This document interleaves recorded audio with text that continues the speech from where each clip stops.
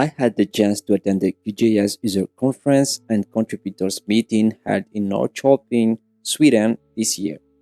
It was an incredible experience full of learning, collaboration, and open source energy. In this blog, I'll walk you through what it was like to be there, meet the community, and contribute to something I really care about. My trip started with a flight into Linköping. From there, I took a short train ride to Norrköping. I arrived with a couple of days before the conference, which gave me some time to settle in and look around. The city felt instantly welcoming. It was green, peaceful, and full of character. Since it was already late, I headed straight to my apartment to get some rest. The day before the conference began, I joined a warm-up event at Harry's pub.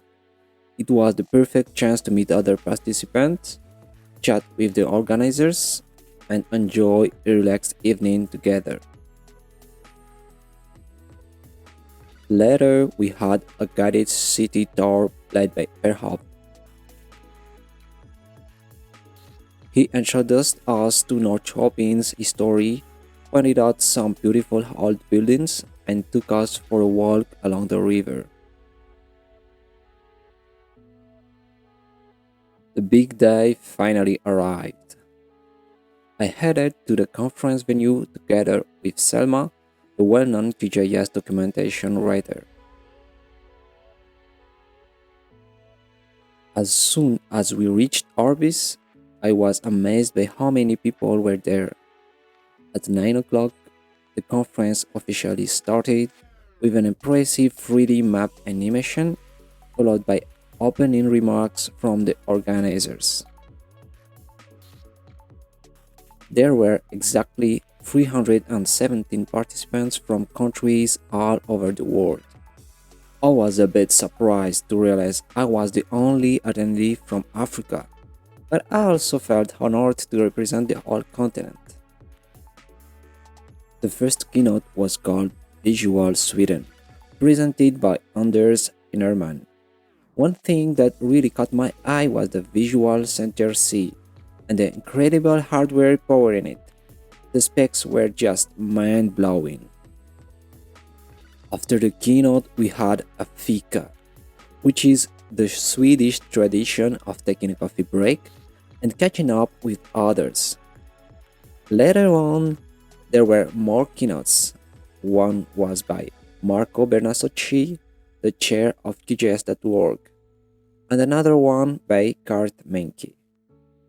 Right after that, we explored the visual city, a three-dimensional physical model of Norrköping.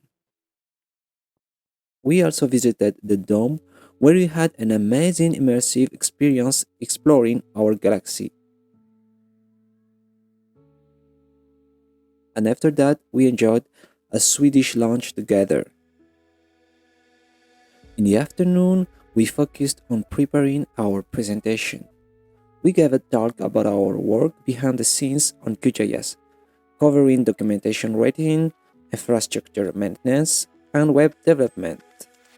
I was really happy to see so many people in the room, interested and engaged in our session.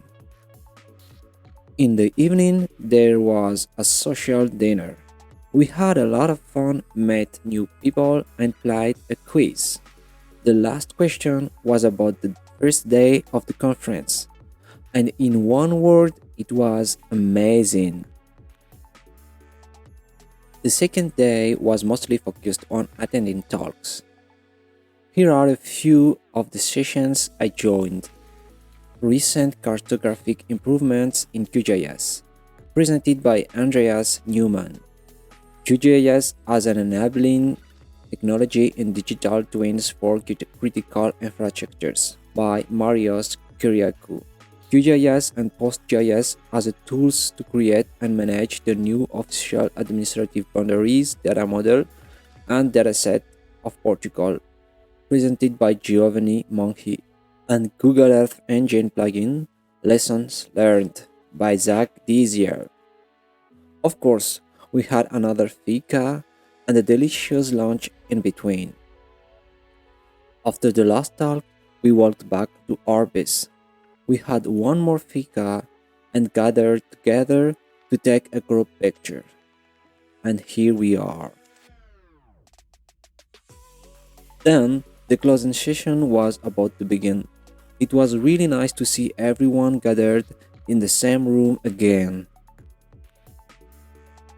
The session started with a countdown and a beautiful 3D animation, just like at the beginning of the conference.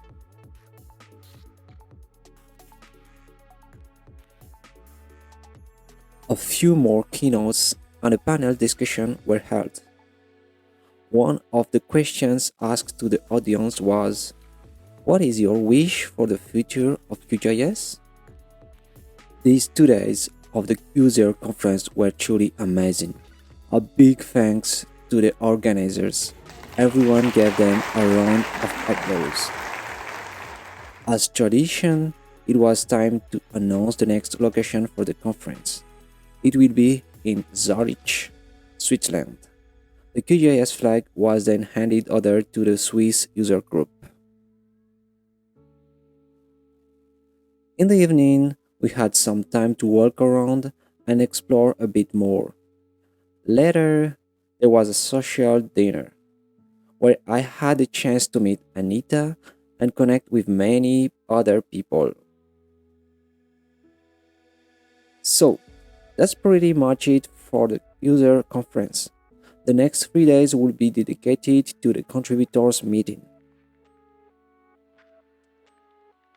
The contributors meeting is mainly for people who want to help develop QGIS. That could mean working on the desktop application, improving the documentation, updating the website, or contributing in any other way that benefits the project. For my part, I decided to focus on my usual task, maintaining and developing the QGIS websites. I brought along the powerful Tuxedo Stellar Slim 15 laptop, which was purchased by QGIS to support this work. We set it up with Nix OS using Teams configuration as a base, so I spent some time adapting the development environment for each repository before jumping into actual tasks. Working in the same room with other contributors felt different from working remotely.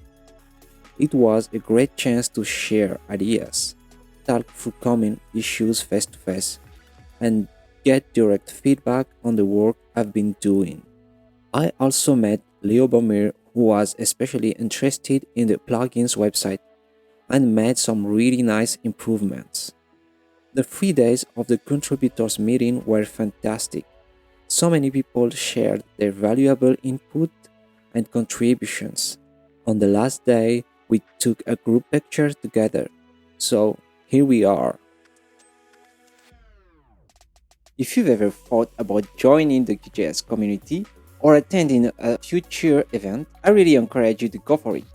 Whether you're a developer, a cartographer, or just curious about open source GIS, there's a place for you here. A huge thank you to the organizer, the speaker, and all the contributors who made this event unforgettable. And thanks you for watching. If you enjoyed this video or have any question, feel free to leave a comment below. Don't forget to like and subscribe if you'd like to see more content about QGIS and open source mapping. See you next time.